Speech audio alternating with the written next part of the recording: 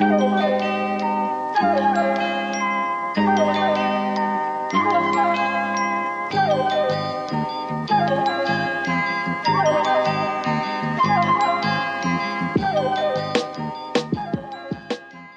to a free episode of Trash Future, the podcast about how we live in the future and why it's trash. I'm November Kelly. I'm joined by Nate Bethea and Hussein Kasfani. Sadly, it's all gotten too much for our fearless leader Riley Quinn, however, and to recover his mental health, we've had to send him up the Magic Mountain to a restful sanatorium in Germany called Berghain until he gets well enough that he can read us Business Insider articles again.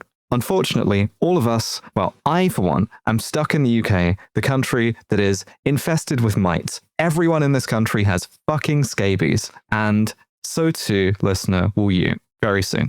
I mercifully do not have scabies yet, I suppose. Yet. Yeah. But this is the prime time of year. I always presume that they're like passed through intimate contact, but I imagine like a lot of things they probably can get other ways too. And this is a country, this particular region of the country is one where lots of British people come to go skiing this time of year. So who knows? Maybe I'll get infested. I really hope not. But I was going to say, because you mentioned the Magic Mountain, can you imagine if you showed Thomas Mann Berghain? I think we should. I think we should go back and we need to show him what it all led to. I think he might have been thrilled. I don't know. But yeah, everyone in Britain has scabies. That's the sort of my favorite news story that I've read today in The Guardian is, why does everyone have scabies? I don't know. It's gross. But if we've learned anything in the last few weeks of politics, it's that might makes right. And that leads me right on to our first segment. We've got three segments today.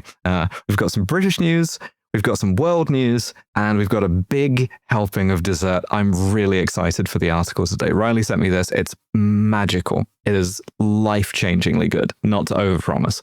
But I thought we'd start with some world news in a segment that I'm sort of unwieldily calling the Jesus Christ, the senile pedophile in charge of the United States is actually serious update. It really seems like maybe they're going to do it in terms of occupying Greenland. I have been surprised because, so I live in a building there's a little TV screen on the elevator, and it's just showing like kind of like a rotation of news stories for some reason, and then like the weather. And I kept seeing stories of like France sends troops to Greenland, like photos of Greenland with like, you know, European military formations and protests and nuke and all these things. And it's like, oh, wait, I hadn't checked the news. And then I did. And I saw Trump's Truth Social post. And it's just sort of like, this seems insane. Every kind of news, anytime I go by a screen showing news, I feel like I've being hit in the head with a hammer. It feels like I'm sort of like everything collides in my brain, and it's like there is 1 hour left of oxygen on the Ocean Gate Titanic submersible.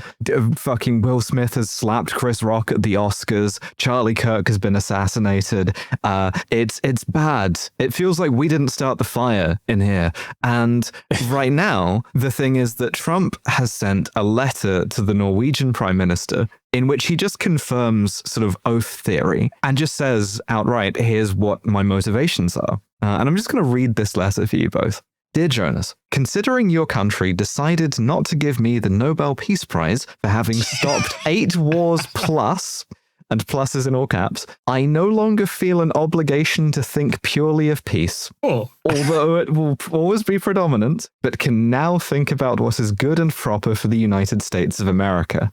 Denmark cannot protect that land from Russia or China, and why do they have a right of ownership anyway? There are no written documents, it's only that a boat landed there hundreds of years ago, but we had boats landing there also. I have done more for NATO than any other person since its founding, and now NATO should do something for the United States. The world is not secure unless we have complete and total control of Greenland. Thank you, President DJT. So I feel as though I am in some kind of hellish strategy game playing against the like animating spirit of every Nextdoor commenter in America. Every Foursquare review that's 1 stars in all caps because somebody's mad that fucking like they didn't get a smile or whatever it is they wanted. I've never seen this level of like annoying boomer / silent generation old freak who's mad at customer service get kind of transmuted into like geopolitics. That's the thing. Yeah. Normally there's layers in between insane guy who's, I mean, America's had a senile moron in charge many a time. Ronald Reagan was senile for quite some time. There were just, I mean, he did some insanely horrible stuff, but there were also kind of people in the way. They didn't actually launch the nukes when Nixon got drunk and said he wanted to fucking nuke China or whatever. You know what I mean? Like there were things in the way, and now this just kind of happens. I have a theory about this as well. And it's interesting that you mentioned strategy games, because I think that it's about the maps with this guy more than it is anything. 100%. Mercator projection is fucking going wild right now. This is not a novel observation, right? This sort of Gulf of America stuff was also Donald Trump wants to permanently change the map in his sort of like favor. He wants to have that kind of legacy. The same with like annexing Canada, but he's kind of lit on something that is doable in a sense. And as you say, the Mercator projection, it makes Greenland look very big. Not that Greenland isn't important, but it makes it look huge geographically. And he's map painting. He wants that to be American for the sake of kids being taught in schools generations hence that Donald Trump did that, which is wild. I would like to tell you that just so that I could make a comment that was hopefully not stupid, hopefully didn't come across like an ignorant person or someone who just hasn't bothered to do their research. I actually pulled up Google Earth in order to confirm the thing that is quite true, that if you actually go and look at, say, for example, Brazil versus Greenland, like, goodness, Greenland's not that big, but it looks big in the Mercator projection. However, I also want to tell you that I first typed out Google Earth for some reason. So maybe I'm going to be Donald Trump before too long, and I'll be posting insane customer service complaints about how I should be allowed to annex. Also, I do find it very funny because, right, okay, obviously Norway is where the Nobel Committee is based. Yes. But at first, there was a part of me that was hoping when I first read this that he was yelling at Norway because he got Norway and Denmark mixed up. Well, it's almost as bad in the sense that the Norwegian government doesn't control the Nobel Prize. It just happens in Norway. It's like in the same way that like the British government doesn't control the results of the tracers, right? The BBC does that, but it's for now. Like this is true. Like ultimately, once we sort of exterminate woke from the BBC, then but. It's fascinating because Maria Corina Machado, the like Venezuelan sort of like opposition figure who got the Peace Prize instead of Trump, she went to the White House to give him it and be like, please, my country, Venezuela, yearns for freedom. And by freedom, I mean making me president of it. And she like left without the medal, but with a like Donald Trump branded gift bag. And for a while, people kind of thought that this would be, the thing that would sort of be the Trump whispering. And then the Nobel Prize committee put out an announcement saying, yeah, but you can't just give it away. You can't transfer it. We gave it to her. And now because of that, maybe the US is going to try and occupy Greenland.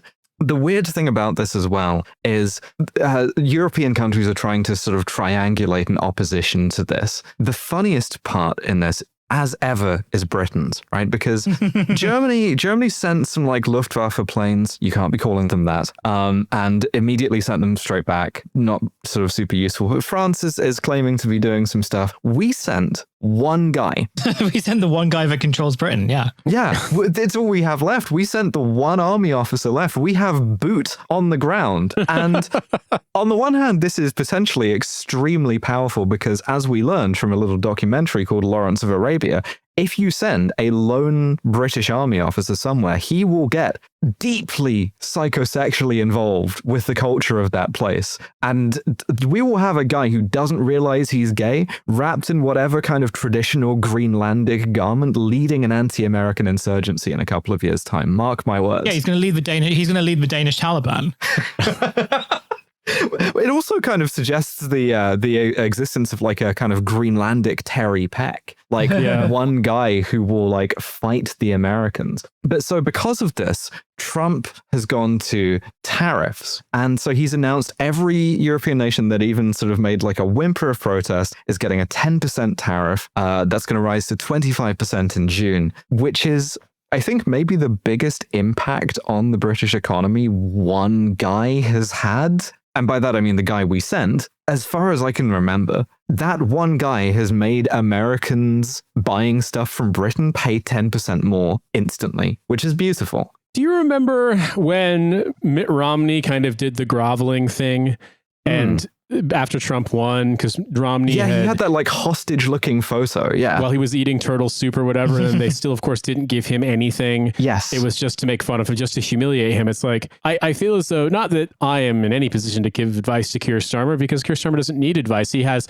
guys who are obsessed with fucking fighting militant tendency 45 years later, running the Labour Party and running it into the ground. But I feel as though at this point we have enough contemporary evidence that like if you suck up to Trump, this will happen to you. Yeah, eventually this will happen to you. There is no way to avoid it unless you're Zoran Mamdani and Trump's in love with you, in which case, Yeah, you have to project strength and handsomeness. This is the thing. We need a hotter prime minister, and that's why I'm saying, Wes Streeting, it is your year. I'm just laughing at the idea that's like, look, everyone that I know back home is talking about how fucking broke they are, like how expensive everything is, how much more expensive things have gotten. Basically every sort of like, everyone's learning all about interlocking supply chains because of the tariffs and all of the stuff that's happened that's just driving prices through the roof, on top of all the other kind of fuckery that happened during COVID. And then America wasn't hit anywhere near as hard with the energy crisis in 2022 post the invasion of Ukraine as the United Kingdom and Europe were. But America is a country founded on many things to include price gouging, and price gouging being permanent. So like prices are the price rise and inflation in the US is worse from what I can tell. And it's just like the thing about the tariffs is like, yeah, you're going to own the Europeans, I guess, but you're going to own Americans more. Well, they're genuinely looking at firing the EU anti-coercion instrument, which is the kind of like, we do our best to sort of detonate your economy, like the EU sort of divests from treasuries and all of the rest of it. I think there's something interesting here as well, which is there are kind of two options, it strikes me, strategically for Britain. And one of them is to kind of go full referendum, right? And to throw in with Macron and the sort of rest of Europe and try and sort of make that a kind of a thing that works. Or, and this is my preferred option, we embrace Mark Carney thought. And I'm so sad Riley isn't here for this. Mark Carney went to Beijing and he was offered a share of the mandate of heaven, quite frankly. Visa-free travel with China, like there was a trade deal in there. It's like, okay, sure, the human rights aren't great, right? American human rights, obviously not great either. Our human rights aren't great. So setting that aside, if we could get the 5G that works and the electric cars that work, that's at least something where we could at least be sort of involved. Right now, it's just like a guy who Donald Trump vaguely remembers picking up some papers at his feet like a dog is gonna like fuck our economy. Incidentally, I sort of anticipated NATO would collapse in my lifetime, right? But I'd never imagined it would be as stupid as this, ever. I did not think it would be the president of the United States wants to put a flag over Greenland and is gonna, like, I don't know, maybe like get involved in like some actual shooting with the Danes. Vice had some guys on the docks in Nuuk, and there's like Danish special forces like loading their shit off of boats and into SUVs in case the Americans try to like Maduro the Greenlandic government. I feel as though this is a situation where a couple of weeks ago, a couple of months ago, I would have been a lot more sanguine. And I think I said this on the last episode when we talked about Venezuela, which is I have now experienced so many instances in my lifetime of waking up and reading the news and be like, oh, they did that fucking psychotic thing we thought they wouldn't do because it's crazy. They invaded Iraq. Russia invaded Ukraine. They attacked Maduro. They sent helicopters to Venezuela. They UAV strike Qasem Soleimani. All of these things where you're like, that's really stupid and really insane. They did it anyway. I genuinely do not want to predict anything along these lines because I feel as though that's the surest way to make worse things happen. Apparently, I also have the mandate of heaven, brackets negative. This has been a horrible time to have OCD, right? Like Donald Trump got elected because I didn't do all of my little rituals properly. And now there's any number of things we could just fucking speak into being, right? because he's the guy who does the thing that is unthinkable. Well, one of the things that I find really funny, when I was a little kid, flying back when I lived in Germany as a kid, we moved back to America when I was almost 9. And back in those days, I don't know, flight routes don't seem to go this way anymore, but the flight from Amsterdam to New York went over Greenland during the daytime. That's a big ass fucking island with a lot of snow. I'm just saying. I remember being 8 years old looking at it like, wow, it's been hours and we're still over this snowscape, endless flat snow, ice covered rock. I just feel as though while the United States really does love to fucking sell its capabilities with Arctic warfare, not that I know anything about this having been in Alaska, I feel as though I think the Danes probably know how to do it better, just flat out. We put our faith, right, in a bunch of guys in Danish special forces who look like various Skarsgårds. Yes. And one deeply troubled British man, right? Yes. I believe that whoever that person is, they might be the kind of protagonist of the next bit of reality. And whatever I do, my sort of OCD thing doesn't matter nearly as much as them falling deeply in love with a beautiful Greenlandic man and sort of like putting up matches on themselves and so on and so on. Conflicted geezer puts his army on the road to peace. I just, to me, I guess the one thing I'd say is that having seen this in Iraq when the U.S. invaded, whenever the U.S. sends military deployments, like combat deployments to environments like climates that it's not particularly accustomed to operating within, this thing happens called no one can fly helicopter. And I'm just saying that if they do, presumably they're not going to do an airborne insertion with fixed-wing aircraft. I have a feeling there's going to be a lot of black dots on Google Earth or Google Earth, if you're keeping track. This is, I have no idea what's going to happen. Well, let me make a prediction, right? Please. So this all hinges on the British guy, the one British guy who's there for some reason. And my feeling is that the Americans will come and they'll invade, and this British man's job will basically be to round up the local Greenlandic people who will see him as a messiah figure. And he's going to learn to ride the ice worm. Yeah, the ice worm's going to be there. Yeah, he's going to like launch the Danish jihad.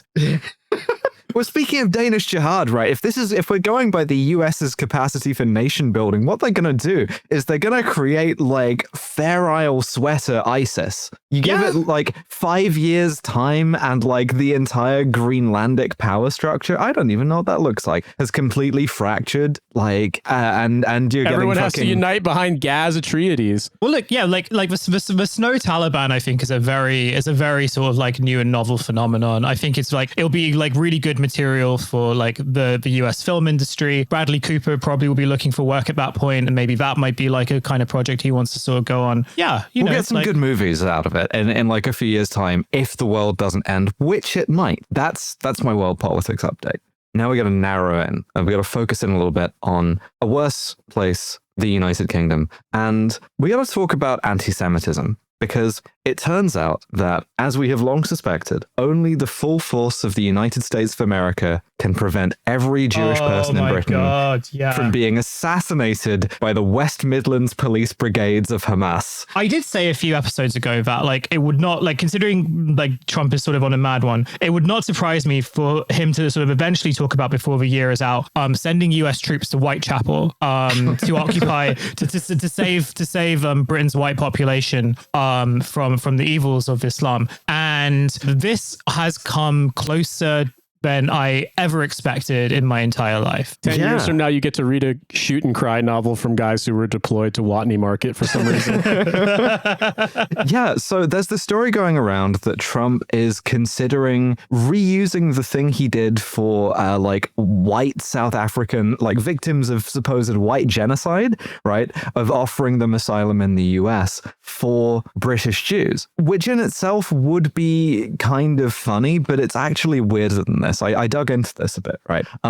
This is one of his former lawyers, a guy called Robert Garson, who used to be like a barrister in the UK, moved to the US, became one of Trump's lawyers, sort of loudly announcing that he suggested this to Trump's anti-Semitism guy, saying Trump's anti-Semitism guy doesn't narrow it down. Trump's anti-Semitism guy, Yehuda Kaplan. no one knows if they're actually going to go for it or not. Like, you have to get this through the sort of chud-filled White House, but he's sort of like going to the papers with it, trying to force their hand. And I got kind of interested in this guy, Robert Garson. He was Trump's lawyer when Trump sued Bob Woodward for $50 million for releasing some like interview tapes of him on a kind of specious basis. He got laughed out of court, but like he's literally, I found a Telegraph profile of him. If we go to the notes, there's a beautiful photo of this guy in Chud World. He's got his AR, he's got an NRA hat on, he's at the range, and he's sort of established a niche for himself, which is it's a very weird trajectory to go from like jobbing kind of criminal barrister in London to being sort of one of Trump's guys. I will say this. If you get refugee status in the United States, you don't have permanent residency for the first year. You have asylum status, and that's a pretty fragile status to have. And I don't think this will happen, but if it does happen, I mean, anything's on the table with Trump being as stupid and insane as he is. And if it does happen, there is a non-zero chance that someone might take advantage of this and then get ICE raided by the most anti-Semitic fucking guy who's got the incorrect Plato quote from the start of Black Hawk Down tattooed on his back. Like, it is entirely possible because you don't have a green card. You don't have legal permanent residency. You typically get it after a year. Well, if it were that good, you would then get a kind of like Russia-Israel situation, right? Where you get a bunch of people speciously identifying as Jewish in order to claim asylum, right? Which would be a pretty funny bit, I think, for like the asylum program of the US to just be absolutely choked with non-Jewish British people being like, let me in. But I don't think they're going to do it. It's just kind of, it's all PR for basically this guy. And I heartily recommend the Telegraph profile of him, which is just wonderful. He, I mean, it does sort of pettily observe that he is 5'5", which there's no need to do. That's a violent act. But he says, the first time I met Donald Trump, I was as giddy as a schoolgirl. I was completely starstruck. Interesting choice of words. What struck me was when I first met him was how blue his eyes are. Very, very blue. And so now he's like enmeshed, right? There's a detail in this article where he's like, his law firm is doing some business in the Democratic Republic of the Congo, and he won't say what it is. Oh. And it's just like, this is a trajectory. This is an odd way of getting in on this world. But he's sort of positioning this along sort of fairly obviously racist lines. He's said to another paper that this is an attractive proposition in his eyes to the State Department because, he says, it's a highly educated community that speaks English natively, that is educated and that doesn't have a high proportion of criminals. Right. And amidst all of this, the chief constable of West Midlands Police has finally been forced into retirement over the Maccabi Tel Aviv stuff, right? Of banning the fans of an Israeli football club, which is notoriously sort of hooliganish, from like a match in Birmingham. And they like the sort of media and like bits of particularly the Labour Party had been dug in on this for months at this point. It took them sort of weeks of trying to get this guy to eventually retire rather than resign. And what's interesting to me is the reason why, ostensibly, is a very us thing, which is that the report that they issued to justify making that decision, which was the right decision, included a bunch of AI bullshit because they had done it on Microsoft Copilot, which is just magical. Well, I mean, it could be worse. You could be the Israeli Defense Forces and put your entire border security wall on the Microsoft Azure cloud. God. I mean, you do sort of have to ask who told the police that they needed to be using AI in their software in the first place, right? Like, this is kind of downstream of that. But also, it's not really because they included some AI hallucinations about exactly how many Dutch police they needed to sort of contain Tel Aviv hooligans at like another match. It's like, transparently, no, you have to protect these football hooligans. These are our boys, you know? You've got to sort of take care of them and let them sort of do whatever they want. Wasn't there that whole thing in the Netherlands where like they, you know, was it Maccabi Tel Aviv? I think it was. Yeah, it was. Who had like an exhibition match against Ajax, and like they just went around basically like trying to beat up anybody who looked Muslim or who had a Palestinian flag or a pin or just basically anyone who wasn't deferential to them. And it's like, great fucking idea, guys. Go to the greater Benelux area. Be like, I'm going to dabble in football hooliganism. That's going to go fucking spectacular for you. And sure enough, everyone's like, oh, it's a pogrom in the streets of Amsterdam. It's like, no, it's a bunch of shitheads fucking thinking that they can go in and just be dicks and get away with it. And, you know, they got their asses beat. And similarly, it's like the United Kingdom like has done quite a lot. I don't really know that much about football, but I know this much. Has done quite a lot to reduce the level of football hooligan violence. And so when like a club that has just recently made headlines because their ultras are like, we love beating the shit out of everyone we can find when we travel because we are horrible bastards. It's like, yeah, it's probably not going to go well. Well, it's also, there was a really sort of fun drumbeat of stories whenever, like in between that time and this, where whenever you got a kind of serious Labour figure talking about how this was, you know, sort of anti-Semitic by the police, there would immediately, like clockwork, be a story about how a bunch of Maccabi Tel Aviv fans had like kicked the shit out of someone for no reason and set their store on fire. Yeah, exactly. It's like we've got a bunch of interviews from Israeli football fans who are all in a Telegram group called Dachau for Arabs, and they're like,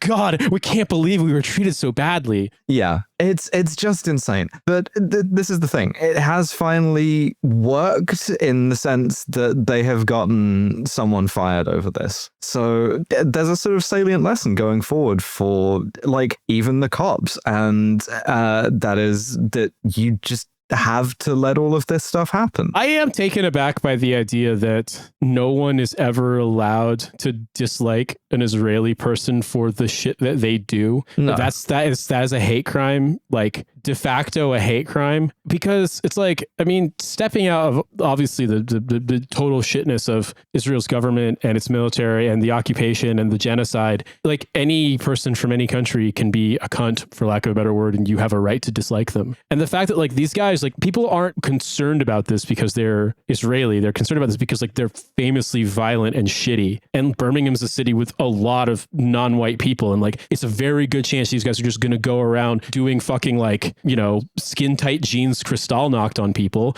And it's like, so they made a decision because that's their job. They're the cops. Like, I'm not fucking in love with the cops, but if the cops' job is like, can we reduce the like, you know, chaos and pandemonium and violence, unless we're the ones doing it, like you tell them that's their brief. They look at the situation like, this is a bad idea. Yeah, you don't have to be a kind of like devious anti-Semite or particularly a genius to see that this was trouble in the making, right? And the fact that they made that decision and then asked fucking Grok or whatever to be like, yeah, sure, like put some numbers on this. Well, that confirms that the cops are idiots. It doesn't invalidate the idea that this was a terrible fucking idea. Yeah. And it would have led to serious disorder. Absolutely. And also like the idea that, I don't know, that there's just this weird kind of fictitious narrative that it feels like every British politician has bought off on, that like somehow the obvious thing in front of them isn't real and that this must be an act of prejudice or like at best, you know, overcautious short-sightedness. And it's like at a certain point, it just, I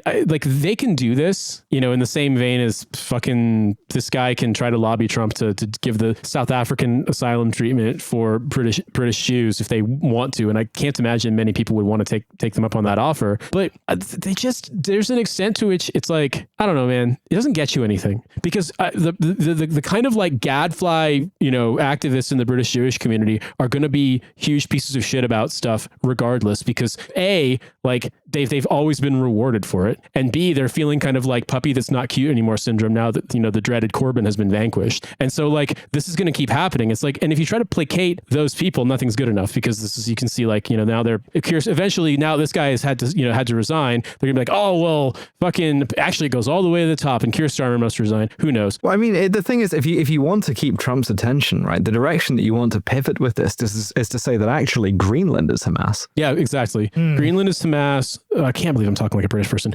Greenland is Hamas. The Nobel Prize Committee are Hamas. Yeah. Norway actually created them to rule Greenland so that Denmark could never actually achieve any kind of political unity, but they got out of control. The Norwegians basically take a 10% tithe on offshore wind platforms in Stellan Skarsgård movies to basically funnel them money in suitcases. The idea of a Norwegian Benjamin Netanyahu. Yes, exactly. So yeah, but I mean, really, what more can you say about this? This is just sort of the course that politics is taking in the United Kingdom, the most serious country on the face of the earth. Is like while the really consequential but stupid stuff is happening, right? We've got to be focused on the like inconsequential and stupid stuff. Like this is how I feel about a lot of the trans stuff as well. Like one of the big sort of like cause célèbres is just now maybe sort of wrapping up, which is, hey, what if a bunch of nurses just bullied a trans doctor who like worked in their hospital, and like this got dragged through the courts? And it's like, obviously this is terrible for the doctor, but for like and for, you know, every other trans person. But it's like we're talking about this at a moment when it's like everything is on fire, and so like by the same token we're here sort of going, well, these like obvious football hooligans should not have been allowed to do obvious football hooliganism at a thing months ago, and because of that, you know, the police are Hamas.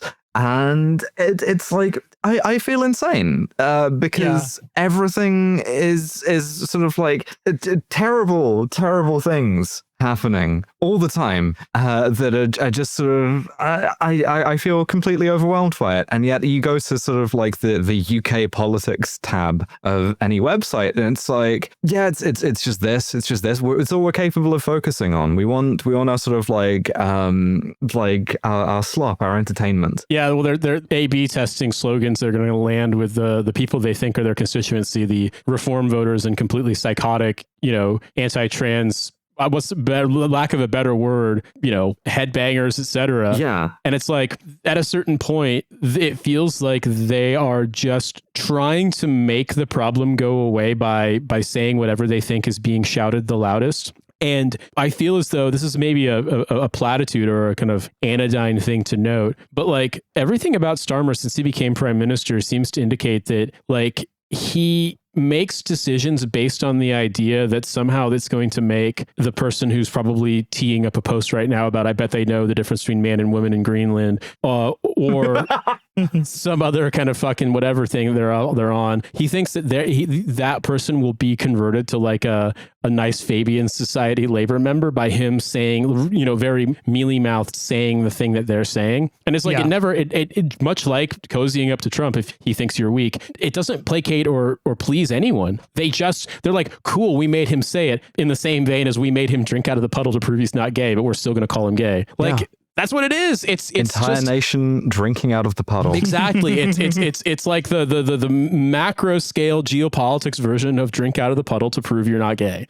Well, and I think this is also like, it's also worth sort of saying that like this is also symbolic of like kind of quite big media failure as well. And like what I mean by that is like a sense of, you know, we have a sort of media climate in the UK that it's a very sort of exclusive club, and that exclusive club has decided that like only the stupid stuff really matters because they're largely incapable of actually explaining anything else that's going on. Like I don't really like watch the BBC very much, but whenever I sort of catch BBC radio stuff, it is remarkable just how like unable they are to really talk about sort of the way in which the world works and the way in which like what Britain's place in the world is or what it ought to be. They are much more comfortable sort of talking about who's up and who's down in British politics, who's like the big personalities. And I think a lot of that focuses on like the very stupid culture war stuff. And I think the thing to bear in mind also is that like the Starmer government really sort of emerges out of like the dumbest culture war bullshit you can imagine, because they readily exploited that in order to kind of get rid of their enemies. The sort of war on kind of the Labour left was very much fought on like, you know, who has like the worst, like, can we sort of frame these people for having like bad vibes of being sort of nefarious and sinister? And like, you know, they succeeded at doing that. But now like the winner of that can no longer gets to play culture war stuff. He has to sort of actually be a statesman. He actually has to sort of be a politician, and he's completely incapable of doing it. And the people around him are completely incapable of doing it because all they know how to do is like be kind of passive party. Like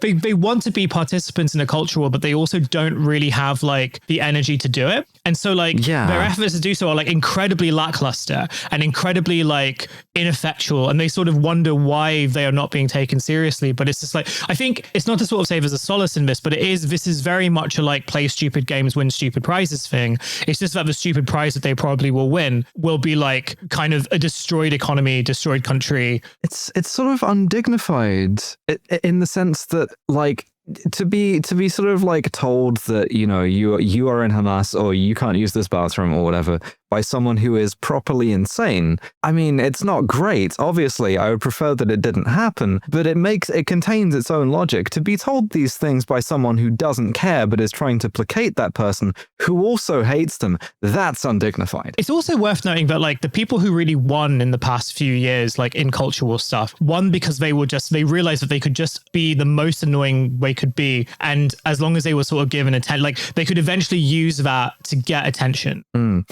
you know, and so the most successful people in British politics are the most annoying and the most persistent. We need an annoying left. I am doing my part. I mean, this is sort of true, though, in the sense that if you want the sort of attention economy, if you want media to be able to like grapple with these things, then you need the people who are really online and consequently really annoying. Like trying to understand Trump's foreign policy in relation to Greenland by talking to, I don't know, like Frank Gardner, say, it doesn't make sense because he's not equipped for this. What you need to be talking to is like a 19-year-old Discord mod who like operates a channel for a very niche fascist Hearts of Iron 4 like political ideology. I guess to wrap this up, I would just say I really cannot envision a significant number of people taking advantage of this thing if the story, you know, about the idea of being able to grant refugee status. Yeah, and if you are Jewish and you want to like emigrate to somewhere like Chud, like Israel exists already. Well, that's the thing is that like, okay, not to say that everybody ought to, but if people were looking at the option between like if this was a thing that you were actually considering, if you were a British Jew who wanted to leave Britain, like the route to emigrating to Israel is not particularly opaque. It's certainly not anything new. Whereas this is something, and as I understand it correctly, if you do, you are granted legal residency and then citizenship quite quickly. Whereas in the United States, like I said before, you have a year of basically having almost no status, and then you have permanent residency, and it takes a while before you become a citizen. Obviously, like that permanent residency means very little at the hands of, you know, whatever meat stick goon squad happens to be the ones checking your paperwork. And also, Israel has decent weather. I mean, like, I'm just not to vaunt the place. I'm just saying that, like, I'm from the United States. It's my home country, and like looking at what's happening now. Like I can't imagine that somebody who was in the position to, you know, as Robert Garson says, like, you know, thinking of highly educated, established, you know, English speaking people, you know, thinking of like probably his classmates, his neighbors, people he grew up with. It's like you have some options and you probably have options in the United Kingdom. Whereas in the United States, like you're going to go and live in a country where you don't actually have, you know, like it's a different country. There's a whole different fucking system. I learned this in reverse moving to Britain. And also like it's kind of going through a thing right now about foreigners and people who don't have citizenship. And it's like, I can't imagine this actually being a thing. And the part of me is like, who is this meant to own? Because at the end of the day, that's the question. It feels like, who is this meant to own? Is it meant to own Keir Starmer? There is a family somewhere in like deep Haringey that yearns to live in South Bend, Indiana. You know what this is, right? Genuinely. If we want to talk about like civil wars as brother wars, this is an uncle war. This is 1,000,000% intended to trigger like your one relative with pronouns, right? Who you see at the holidays and is like, you think maybe in Hamas. And so as a result of that, you're like, because of that, I'm going to go and I'm going to live in like South Florida and spend my time in like an entirely cigar-filled gun club. Hey, you could move to Arizona and live next to Glenna. That could be fun. Cool. I can't wait. Yeah, exactly. It's like, you know, all these people are going to welcome you with open arms.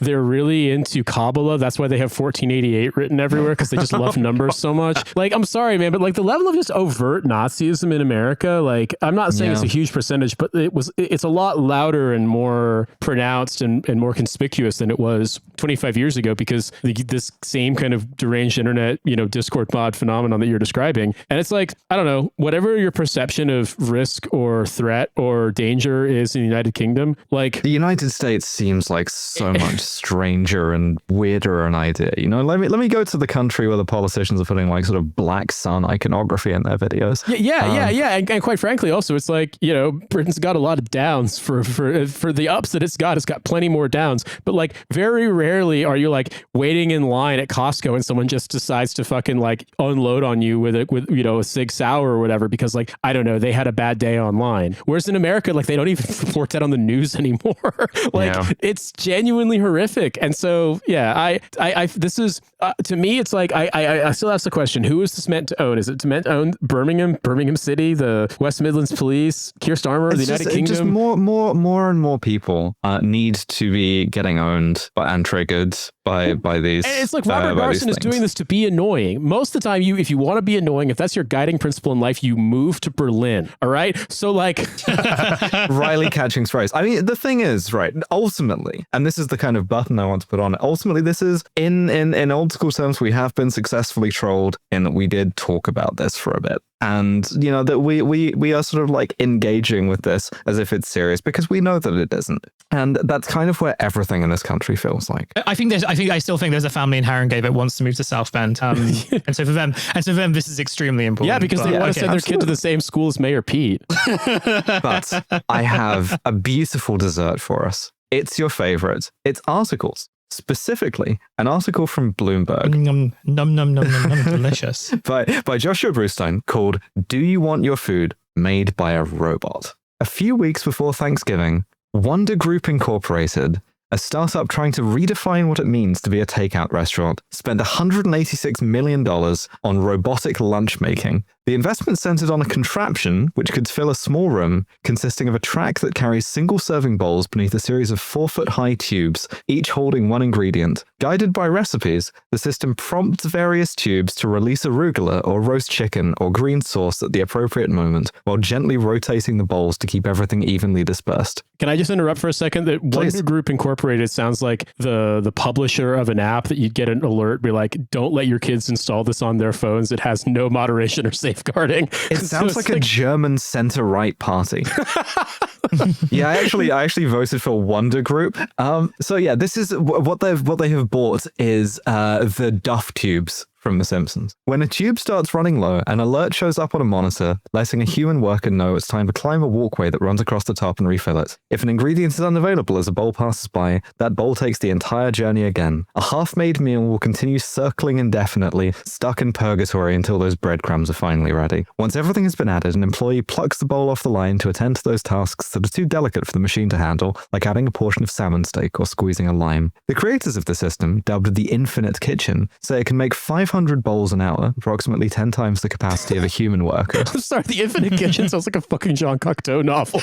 God damn it. Why is this so stupid? Sweet Green Incorporated acquired the startup that made it in 2021 for approximately $70 million and have since installed it at 30 of the chain's stores, but it's been a rough stretch for the company. By early November, Sweet Green's share price had lost 85% from the same time a year earlier, and offloading the proprietary technology for some cash looked like a good idea. The most logical buyer was Wonder, which has been hoovering up at big discounts a who's who of food tech startups, including meal kit company Blue Apron, delivery service Grubhub, and food media company Tastemade. It paid $100 million in cash for the tech and the team that runs it, along with $86 million in Wonder equity, and allowed the salad chain to continue adding Infinite Kitchens to its own stores. So we have this company that is just buying things from failing food tech businesses, including like the company that sells you the salad that you eat at your desk. And let me tell you, we got a guy running this company. Anyone who knows anything about Wonder's founder and chief executive officer, the billionaire e-commerce veteran Mark Law,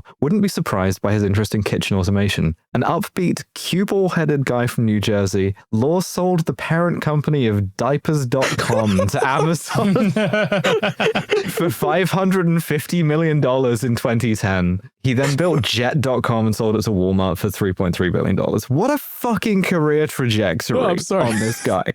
I'm sorry.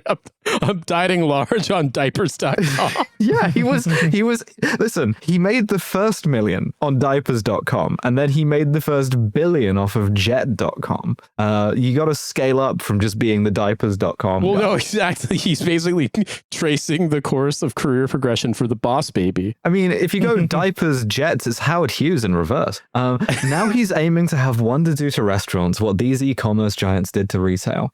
For those who live on the East Coast, where 90 or so Wonder locations have opened since February 2023, the future is already here. The standard setup includes menus of 20 to 30 restaurants on a rack. Some of these are for concepts like famous chefs such as Marcus Samuelsson, or established destinations like Brooklyn's De Farah Pizza. Others are for restaurants that don't actually exist, like Lime Salt, which sells Chipotle-style bowls, or Royal Greens. Orders are punched into one of the several iPad stations in the shop or Wonder's smartphone app. Anyone peeking past the counter and into the back room at one of these food halls, as Wonder describes them, will notice they don't have micro kitchens. Instead, the dishes are partially prepared at a centralized food manufacturing facility, so Wonder employees without specialized training can do the final cooking and assembling on site. Wonder workers, for example, might immerse vacuum bags of sauces into water heated to specific temperatures, or slide steaks sitting on proprietary pans into rapid cook ovens programmed for the precise number of seconds required to achieve well-doneness.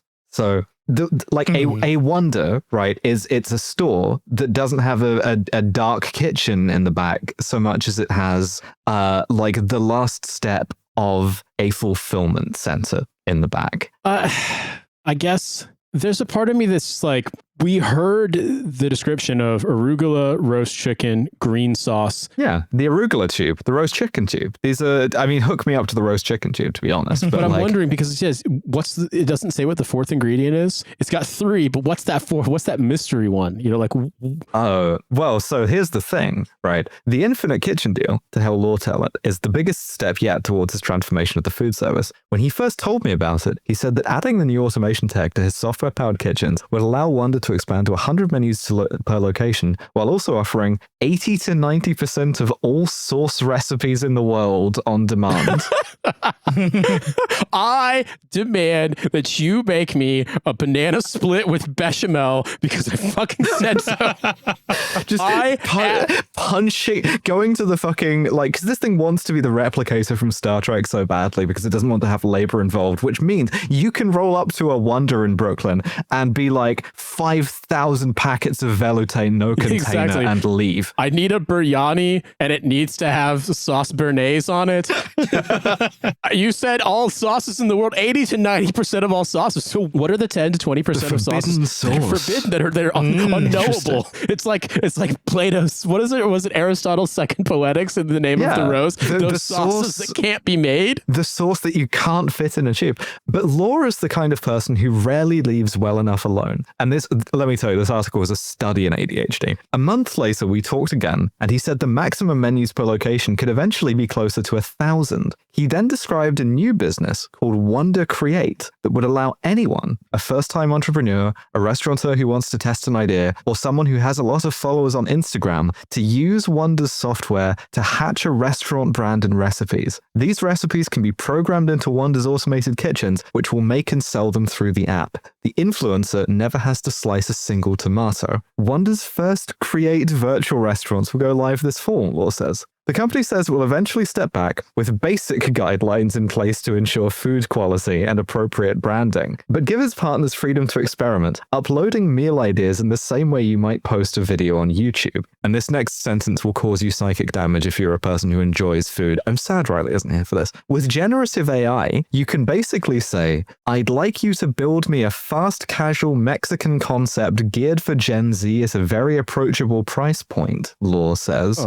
Explaining that artificial intelligence would come up with the restaurant name, menus, recipes, descriptions, and prices. You're literally going to be able to build a restaurant in a matter of minutes. We have every data center and supercomputer working on this. We have all the sum of human knowledge, and yet for some reason we cannot make the robots create anything close to a fucked up Guy Fieri meal. It's just not possible. You have to be ensouled to be Guy Fieri. It's just everything is AI slop, but the kind of selling point here is, okay, you'll be able to order off an iPad with like 1,000 different menus, but the menus will be nothing. It will be nothing that makes sense. And I guess the idea is, if you're a content creator, we're content creators. Say we wanted to come to this guy and we're like, we're going to do you a restaurant. Future restaurant. Oh my God. Trash Future Restaurant where we make the forbidden sauces, right? Only the forbidden sauces. And we have sort of like like AI generated art, AI generated menu, and it's just like, it's called Just Sauces, and you can order the fucking velouté or whatever, and it just comes out like loose. It just squirts out of a nozzle onto a flat tray, right? It's like, yeah, it's got fucking Hayao Miyazaki art, fucking all. Yeah, and he's gonna let us do it. He's gonna let everyone do anything. Like, yeah. and We've got Studio Ghibli dispenser. It's got a secret sauce. It's basically a sauce hollandaise, but it's got gamer girl bathwater in it for some reason. just stealing and recombining every piece of intellectual property in the way that AI already does. And yeah, it's gonna be a beautiful idea. Here's the restaurant concept, right? Okay. It is every single bad British meal that we've seen online, and I'm thinking about the John Sweeney bolognese, the Sam Bowman roast chicken, that horrible soup, the fucking cauldron. Yeah, like the Great Beyond, the fucking steaming vat. The lady was like, yeah, whatever. I think it was like chicken soup or something, but it basically looked like the remnants of someone who jumped into the geyser at fucking Yellowstone National Park. Like, so the thing is, we don't equally. It could happen to us because they say that they're going to have guidelines. We don't know, right? We know that AI doesn't. So for all we know, someone else is going to found the Trash Future restaurant and is going to be making money off of the Hussein burger or whatever. Yeah, which it is a soup, crucially, but we don't see any money from that. Exactly. Our intellectual property has been stolen. These people think that they're getting the branded, authentic Trash Future experience of having a burger that also has the puddle water on it, and they're being duped. We're being taken advantage of too. Yeah.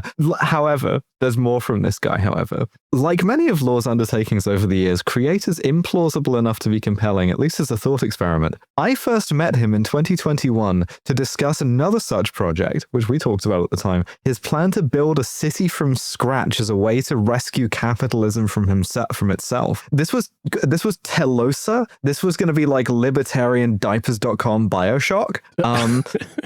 It hasn't happened yet, partially because this guy keeps getting new ideas, like what if we could have the drinking from the puddle soup, right? And so he claims that he has this vision where a restaurant is no longer a place, it's an idea. I was going to say it's an idea as a joke, and yes, right, literally, okay. it's a prompt. It's a prompt. And part of the reason why this is happening, right, is, do you remember we talked about ghost kitchens before, right? There was this huge rise in like delivery, to the point that it's something like, 70% of restaurant traffic or something like that. And that's what led to ghost kitchens. A ghost kitchen is like a centralized, unbranded kitchen that makes all the branded stuff and sends it out separately, right? And so like, that's the shit that like Uber Eats serves you. That's why like whenever you kind of order Wagamama from the restaurant, like it always comes out a bit cold and like oddly quite sweaty. Yes, yeah, exactly. Or why you can order something from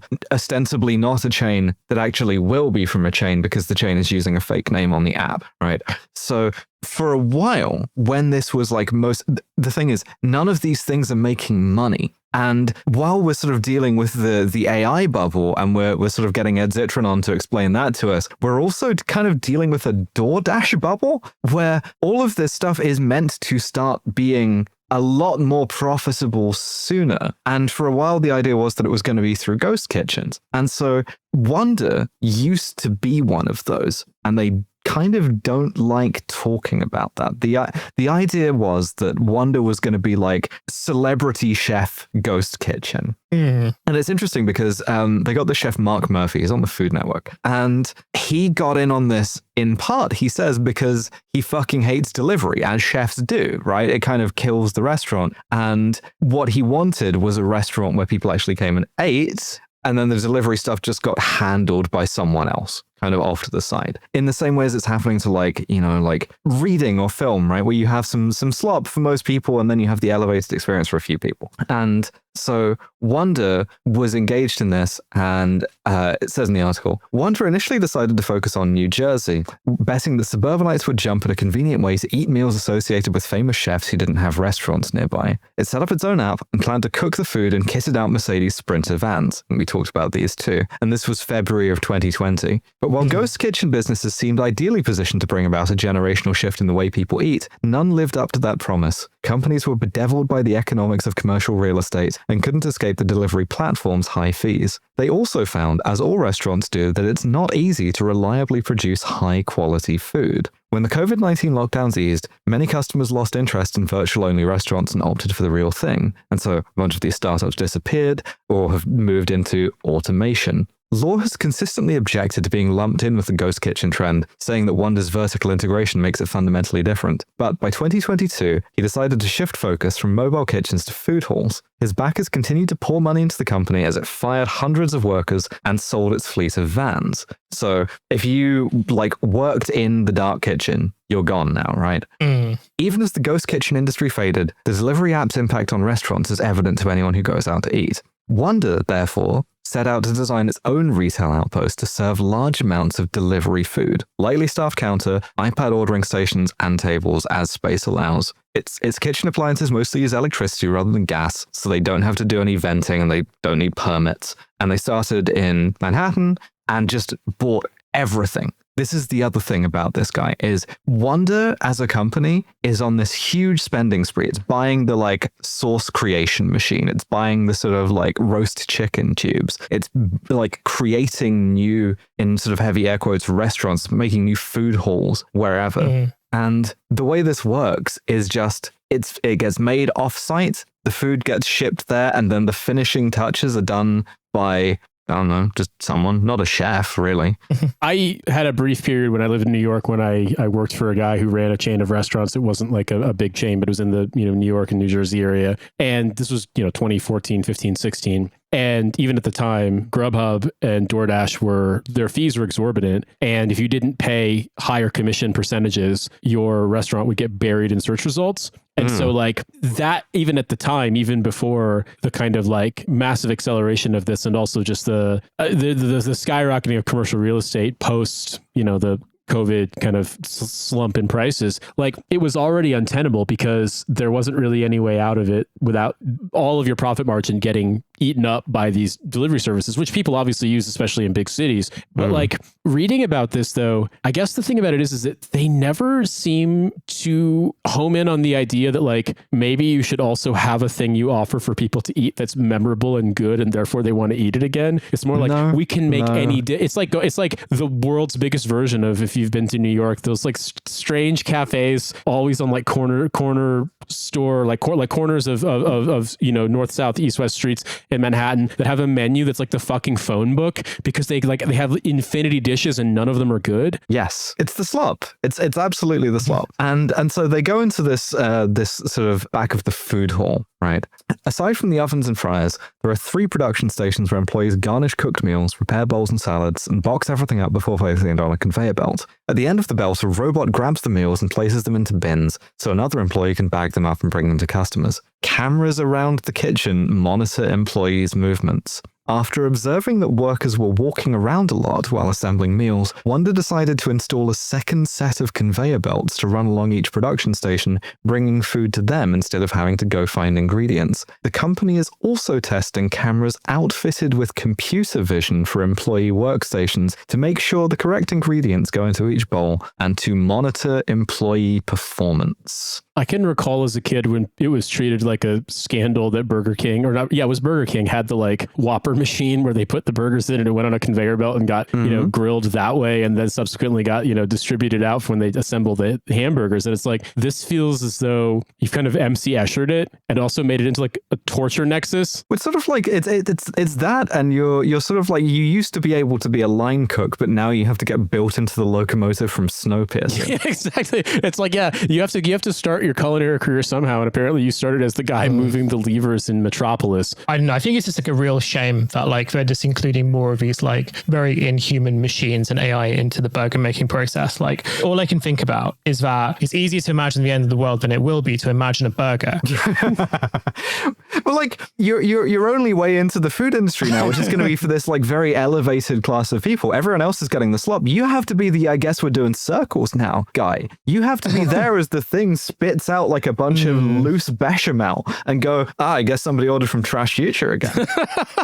I mean, for me, it's like you talk about the idea of restaurants are no longer places, but they're ideas. It's like I kind of just want to go to a place where the food is good. It's like a nice ambiance, so I can sit down and eat. Like, granted, I live in a place where if you get takeout, the pickings are slim and it costs like £100 for a meal. And so, like, I don't want to visit, a guy's American Kitchen and Grill of the mind. I just kind of want to like have a place I can go. Eventually you'll yearn for Guy's American Kitchen, not of the mind, right? Because like this is the thing, this extremely surveillance driven thing is gonna sort of give you food that is, first of all, it's not good, right? But it's also like you just have it as like an idea. I go back to as executives show me around the kitchen, it's apparent they're being pulled between their admiration for e-commerce logistics and their acknowledgement that, as Wonder President Jay Nike puts it, nobody wants a robot making the food. Nike says Wonder's kitchens owe a lot to innovations made in e-commerce logistics. All the software, the screens, the low-skilled labor, all those principles,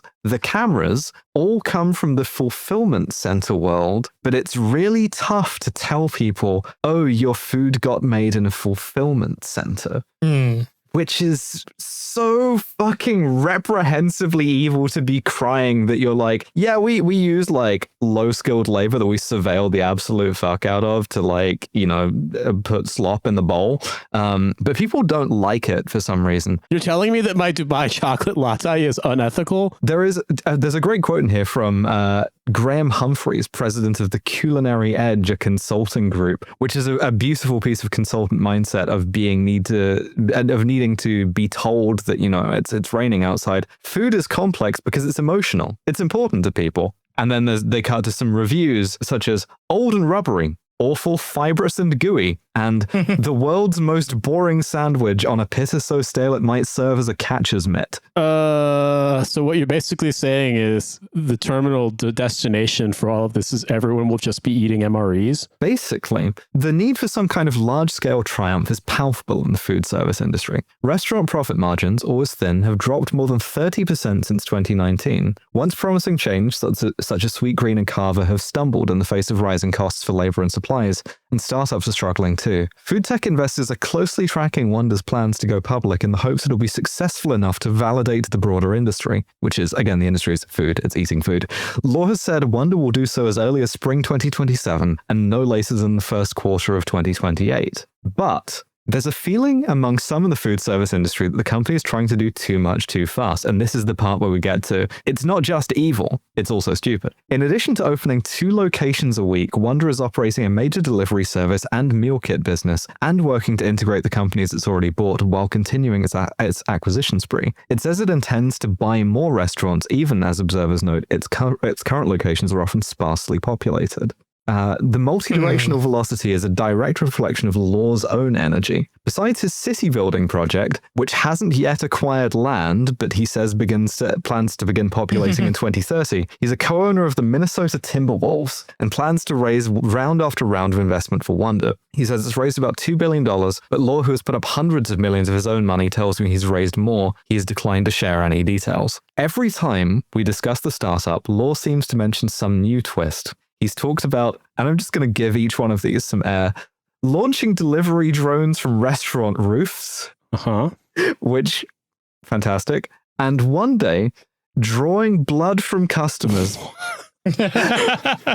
analyzing it, and using an automated system to feed them. As in, is the blood part of like the infinite soup that his restaurants will make, or the perpetual blood? Yeah. No, I think they're gonna do DoorDash Gattaca on you and tell you what meal you're supposed to be eating. DoorDash Theranos, at least. You basically take all agency of what you're going to eat away, and you just let AI feed you every meal. You'll be much healthier, he said at a conference in Riyadh in 2024. I love taking away all agency. It's the thing that makes me the happiest. Law says he eats at Wonder about once a week, but he's also been testing an AI-planned menu on himself, requiring his personal chef to cook what the computer tells him to. Law then trains the system by rating everything on a 10-point scale. His chef isn't always happy about this, he says, but every meal I eat now is at least an 8.5. Most are a 9. I love everything I eat. Yeah, he loves the biryani with the bechamel sauce. Exactly. The French chef will tell him, no, this is an insult to my art. This is an insult to the cordon bleu. This is the insult to the president of France. This is the insult to the French Revolution. And he'll just be like, nope, more bechamel, please. Sloppy. Seconds, thirds. Yeah, it's so childish. Like, yeah, for some reason, I'm really happy because the AI keeps agreeing to give me a plastic bowl full of vanilla ice cream with some jelly in This guy is really mad because he did the entire, formal education in French haute cuisine, and now I'm basically making him do O tacos on me nonstop.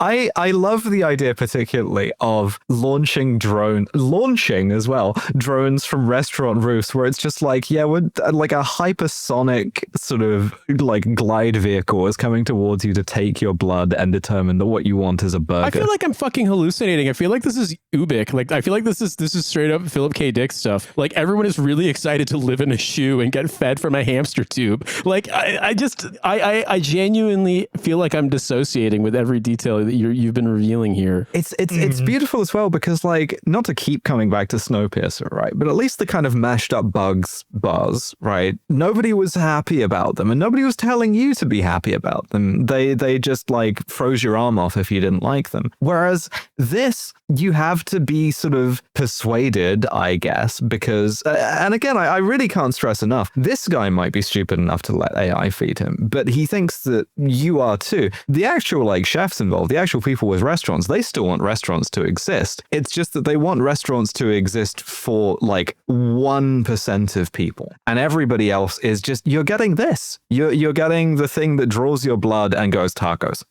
It's like, normally when you're on a podcast and people are howling about how they want to feed you from tubes and make you eat bugs, it winds up being like some kind of, like alt-right psycho 4chan kind of thing. But in this case, I never expected it to be like in a business magazine, and the guy doing is like, also I co-own the Minnesota Timberwolves. Like, that's what makes it so alarming, I guess, is like the enthusiasm, and also the fact that like this is one of those guys where he's got the money force field that bends reality around him. Like, it does seem that way, yeah.